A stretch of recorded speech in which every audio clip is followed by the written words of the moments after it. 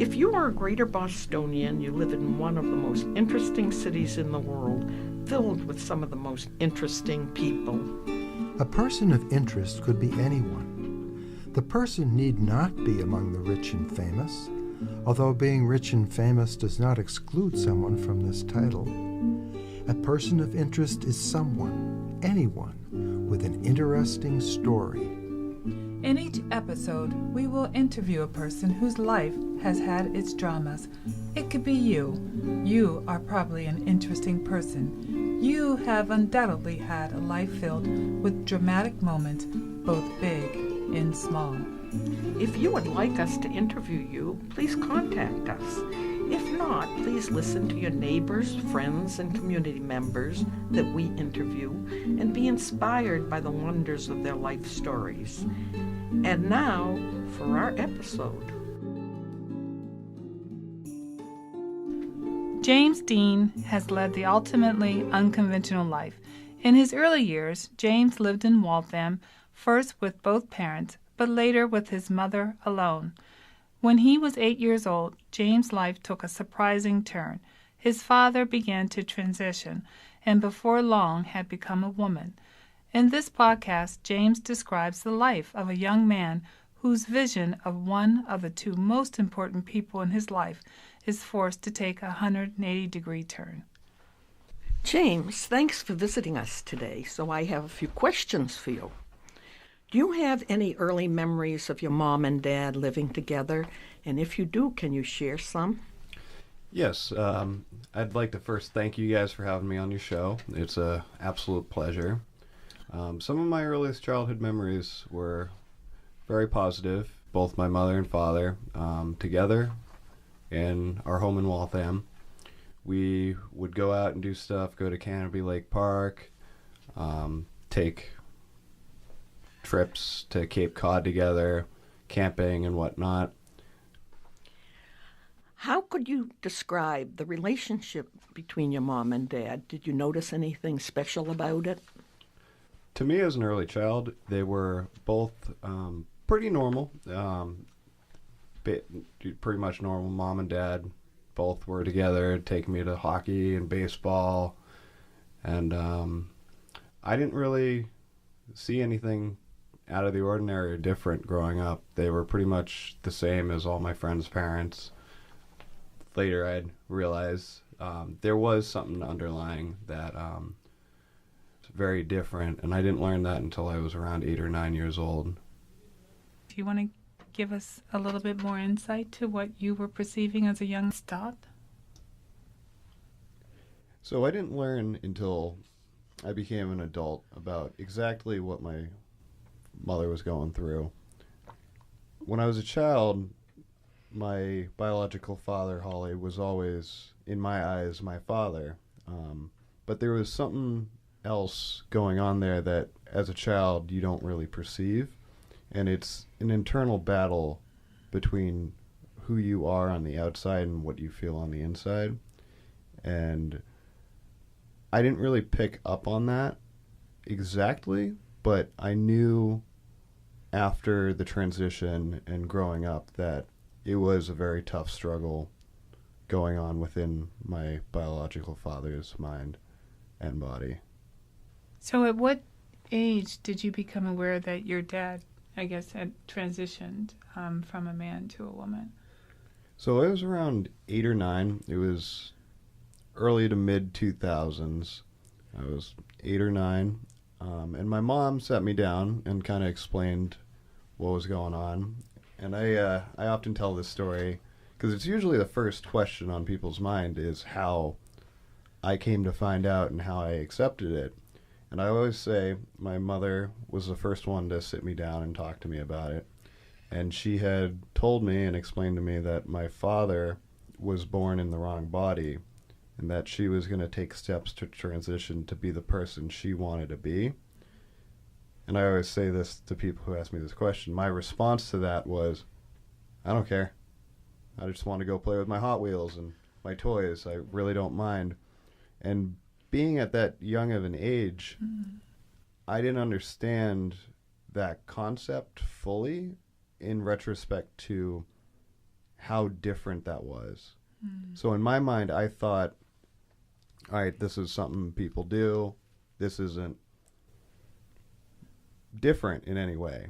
It only took a couple of years later to fully realize that that was not a widely accepted thing at the time to do, given this is probably around 2004, 2005, and the full swing of the LGBT community hadn't become mainstream yet. I mean, it was very prominent, but it wasn't widely accepted or in people's minds. So around when I was in middle school, I realized that that was not something that was normal that everyone's family went through. Yes, it was very interesting learning experience, and or social constraints put onto my biological father by both social norms and government standards. Thank God we were born in, or we live in Massachusetts, which was so open, and we did have the first legislation to have gay marriage. So we were already in a pretty good location, geography-wise, to for her to be comfortable transitioning. What was the process like? By what degrees did she become a woman? It wasn't in any way overnight. It's hard for me to recall because growing up, even after the transition, I always saw my biological father, Holly, as my father. I didn't notice the slight changes or the clothing changes. I still saw my father as my father, even if there were high heels or a dress or a skirt and something like those kind of apparel items. It was still my father standing right in front of me. But I do recall when I was a young kid, I would walk up and down the hallway with my father's high heels on, and I really enjoyed the clacking on the hardwood floors. And looking back now, it's very silly and funny to think about that I was doing that not with my mother's high heels but my father's. And I have these telltale images of things and like experiences that I thought were completely normal, not out of the ordinary, that I look back now on and cherish because they were very unique experience in my childhood that I don't think a lot of people would ever experience. Your mom, to me, sounds like a really special person. So how did she handle this? And how did she handle it with him? And how did she handle it with you? To tell you a little bit about my biological mother, she is a absolutely wonderful human being. Great mother, great person. All of my friends growing up loved her. And she went through this together with me. And she was almost like a role model to see how to go through this family transition. And my mother didn't miss a beat. She was the same person, still always there for Holly and me, and we still shared all of our family time together, even though my biological father had transitioned to a woman. Nothing really changed after the transition, except that the appearance and gender of my biological father had changed. The family life was still continued, even though they weren't living together anymore due to both having elderly parents they had to take care of at their retrospective houses. So it was very, very smooth and without trouble. I ended up going in between the houses from Newton to Waltham for where my mother was in Waltham and my biological father in Newton. And we continued to be a family and shared holidays and birthdays together. And it was a very easy transition. Did your mother ever get another partner after she and your dad separated as partners. Yeah, so my biological mother has a partner of over 10 years now, and they're actually engaged. He's a very lovely man, and I look up to him almost like a stepfather. They're both happy together, and they go down to Florida each winter, and they go golfing. I'm really happy for my mom to find such a great guy. And how could you describe your dad? My father is a very fascinating, intricate person who I care very deeply about. As a father, he was growing up, he instilled great morals in me and a good sense of discipline. Not too much, but just the right amount to be a well-behaved adult in my life now. He was compassionate. He always wanted me to be a good person and be good to others. Likewise to my mother. He taught me a lot, from how to do stuff with my hands, build things, or fix up the house, or work around the yard, play baseball. He sounds like a hands-on dad. Yes, in a way, he is very hands-on. Now that your father has transitioned, and I see that you refer to him as Holly, how do you introduce Holly to friends or to colleagues or to other people, or is Holly introducing you to people? I always say my mother or Holly. I use female pronouns. In public, there's a certain sense of passing that you have to keep up with, even if you're not that person. You have to aid and help with that level, and saying dad to someone who obviously looks like a female is not going to run you into problems, but it kind of diminishes the level of passing as the person who she wants to be. I remember as a child, I struggled with this, and so did my mother, because we were trying to use the correct pronouns, but we'd often find ourselves going back to either saying him or dad. And I remember vividly one time in a electronics store, I went up, and this was about a year or so after the transition, and I came up to her in front of some other customers in the store, and I said, "Dad, can I get this?" And Holly pulled me aside and whispered, "You have to say Mom or Holly." And this was something I understood and I tried to work on, but oftentimes I would find myself falling short and, in a way, blowing Holly's cover. I'm a lot better at it now, and so is my mother, but that was one of the things we struggled with during the first couple of years of transition. When you were in like junior high and Holly would come in to school, so how did you handle that?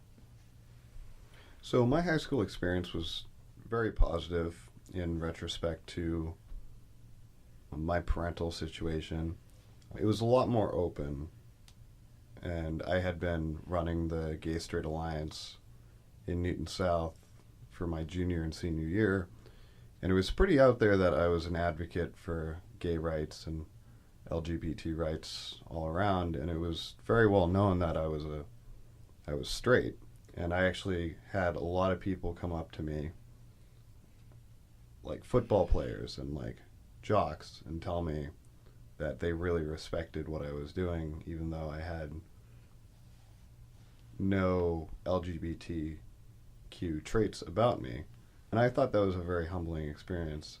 The only public school encounter I had with bullying along the lines of having a transgender parent was an experience I had in middle school, where one of my first friends in middle school was at my house after school, and Holly had come home, and my friend asked me who was that, and I was like, "Oh, don't worry about it. Don't worry about it." And I didn't exactly know what I should say. And eventually, later, I said that was my dad. And for a middle school boy, I don't think he understood exactly how that woman who just walked into my house was my dad. And he went to school the next day and told everyone that my dad was a woman. And I did get some bullying from that. It was settled pretty quickly, but that was my first experience with a negative connotation of having a transgender parent. How did it get settled? I talked to my guidance counselor. We had a meeting with the boy and me, and we kind of settled it out. Wasn't too big of a deal at the time, but there was definitely a learning experience there. And what did you learn from it? I think it was more along the lines of the other boy learning how it was not exactly okay to make fun of someone's parents for their personal life decisions. But it was, in a way, eye-opening for me because I had not been exposed to a negative reaction to my parents, or my parent being transgender. At that point in time, it seems like you had a lot of positive experiences around the transgender parent, but were there other times when you needed to find support? How do I go forward with a transgender parent? I never really had a problem with it personally, and I never really needed to talk to anyone about supporting myself due to my parent. Did your dad ever sit down with you during or after or even before and describe the journey he was about to embark on? It wasn't more of a sit down per se, but it was almost like a constant conversation over the transition period. There was no formal sit down apart from my mom having the conversation with me at first about what was going to happen. But as I said before, in my mind, it wasn't out of the ordinary. Your dad, who is Holly Ryan, is very important and well known in the LGBT community. She's one of the premier people who pushes for civil rights for this community in Massachusetts. So are you very proud of her personal, social, and political progress that she's made?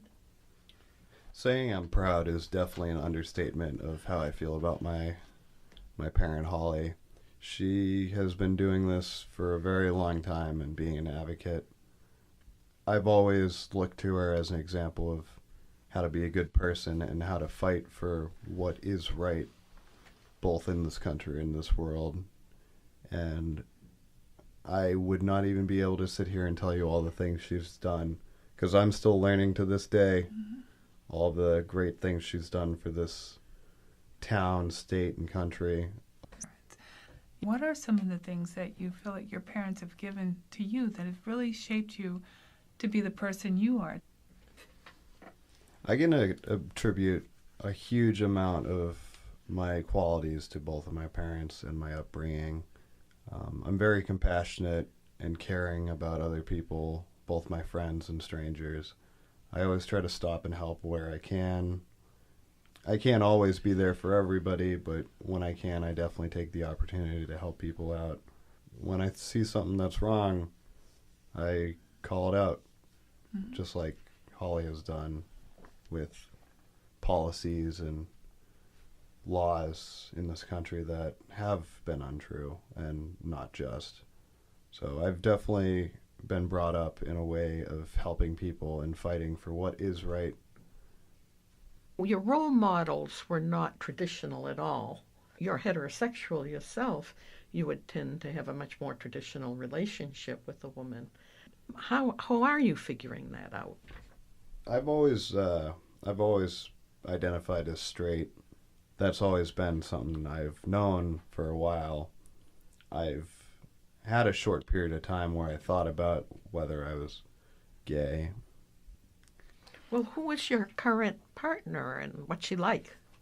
Well, she's extraordinarily wonderful and kind, and we have a lot of fun together. I understand that gender identity can be fluid, and so one of the things you said you were interested in talking about is your own, I'll say, gender identity right now.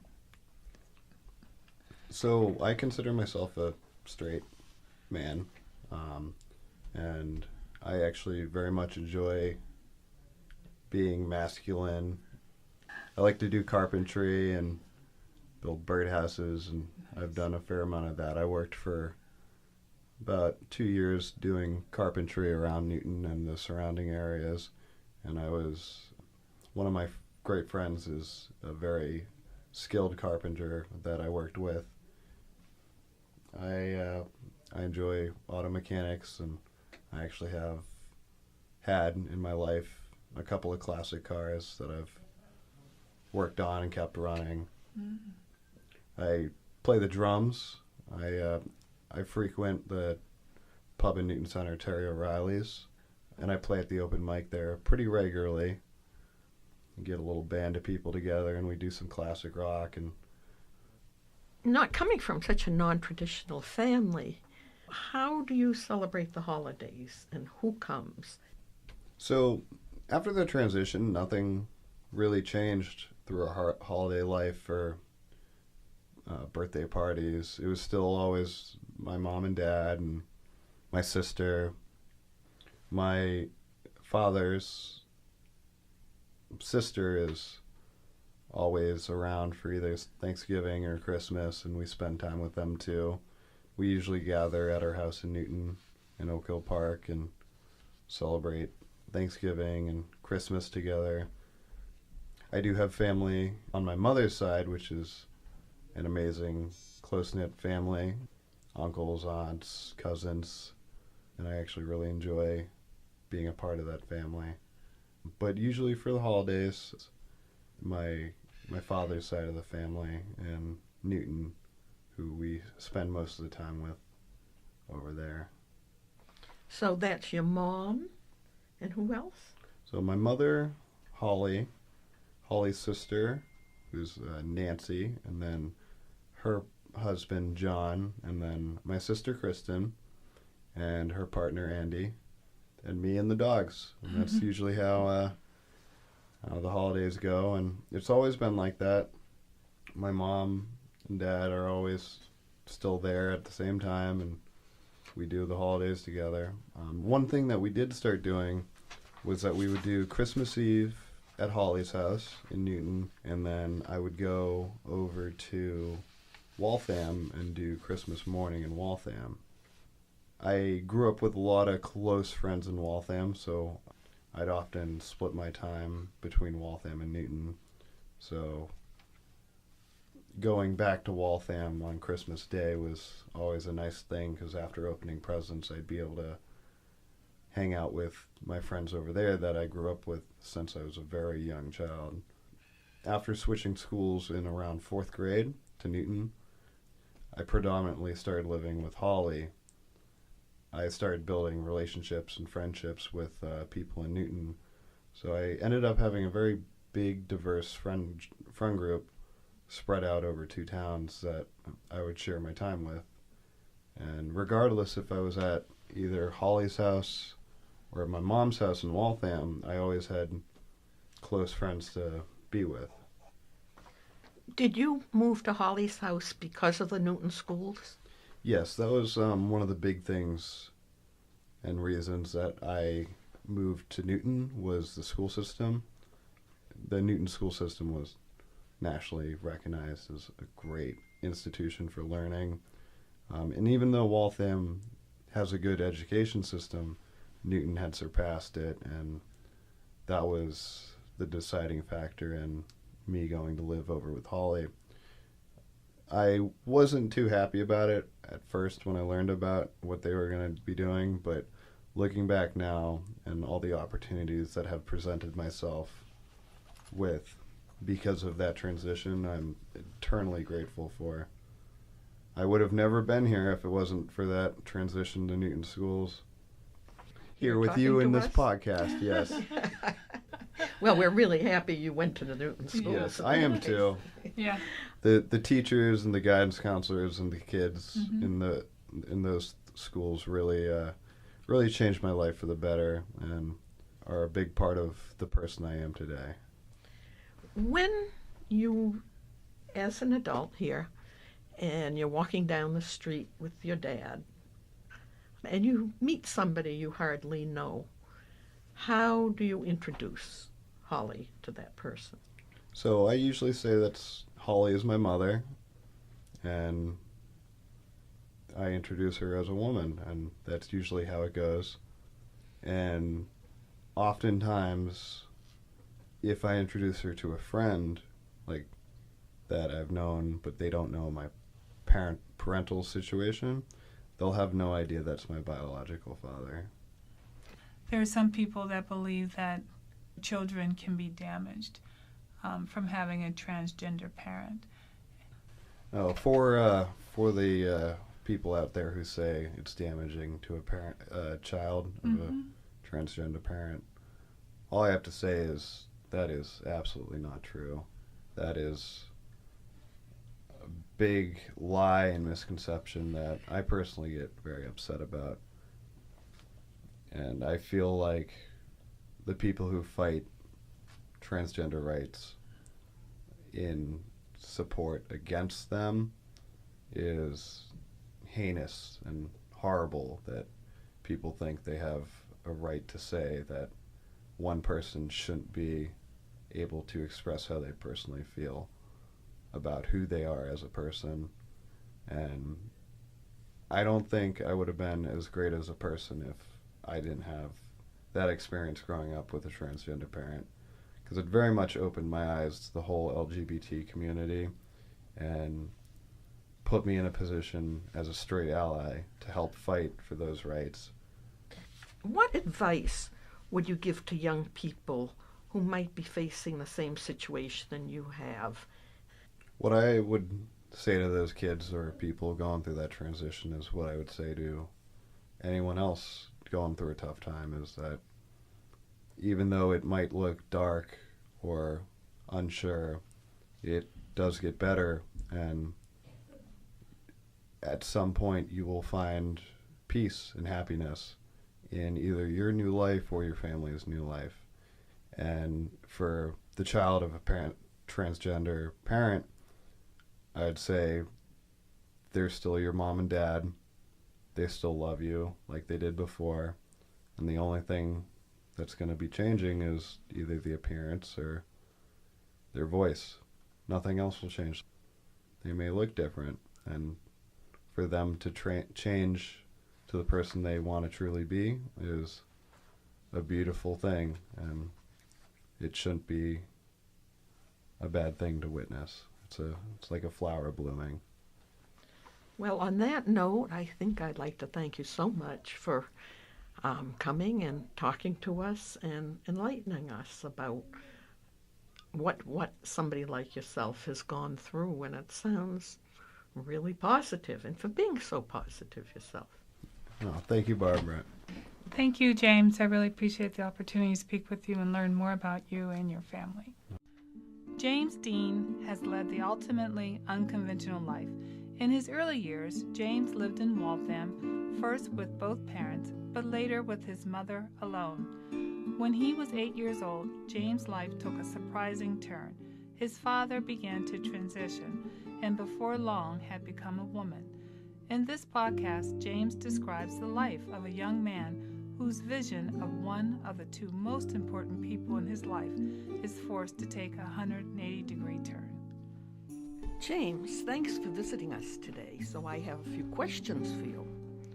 Do you have any early memories of your mom and dad living together? And if you do, can you share some?